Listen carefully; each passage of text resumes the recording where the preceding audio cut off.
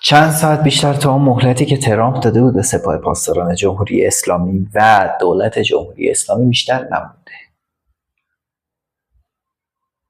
چه اتفاقی خواهد افتاد اون یه بحث دیگه است، یه آنالیز دیگه است. میخوام در رابطه با یه مسئله دیگه صحبت کنم. اگه با خانواده‌تون تو ایران در تماس هستین، سعی کنین بهشون آرامش بدین. استرسشون رو بیشتر از این نکنین. هی نپرسین چی شد. نکته دوم اینه که الان باید اتحاد رو حفظ کنیم. وابسته به هر گروه و جریانی که هستین، ولی داریم مبارزه میکنیم، چون گروه های دیگه هم هستن، مزاحمین خلق هستن، چپی ها هستن، با اونا کاری ندارم. بحث بیشتر سمت جمهوری خواهان و پادشاهی خواهان است و کسایی که موافق جنگ و رفتن جمهوری اسلامی هستیم. اتحاد ما الان خیلی مهمه، خیلی بیشتر از اون چیزی که فکر میکنیم مهمه.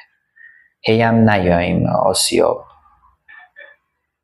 یا کاسه دختر از آش بشیم، طرفداری از جمهوری اسلامی بکنیم، چرا جنگ، وای چرا میخواد زیر ساختو بزنه، وای چرا. نه، ببینین تنها راهی که این حرومزاده ها گورشون رو گم کنن برن همینه. نه فقط زیر ساختشون رو بزنه و اینکه کل دار و ندار و حیثیتشون رو بزنه که بذارن برن، چون اینا بی‌شرفتر از این حرفان که بخوان با یه اتو به برق زدن و شعار نویسی و روی اسکناس نوشتن و تظاهرات صلح‌جویانه در خیابان بخوام برن. با راهپیمایی یا اینا با شعار و مبارزه مدنی اینا قرار نیست برن.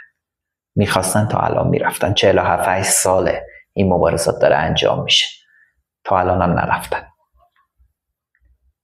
برگاه برنده زیادی داشتیم. همین که خامنه ای نیست، دستش ترامپ درد نکنه، خودش یه برگ برنده است.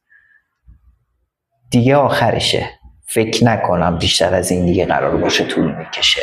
حتی اگه ساختارخوارم بزنه که منبع درآمد بود برای اینا که بتونن حکومت ها ادامه بدن، با توجه به این که فک و فامیل لجنشون هم دارن از جاهای مختلف دنیا بیرون میکنن، دیگه آخراشه، داره تموم میشه. یه ذره دیگه تحمل داشته باشیم، اتحاد رو حفظ کنیم که برای اونایی که میخوان برگردن به ایران یا خانواده‌شون داخل ایران هست، بتونن اونا هم به یه آزادی برسن. ممنون.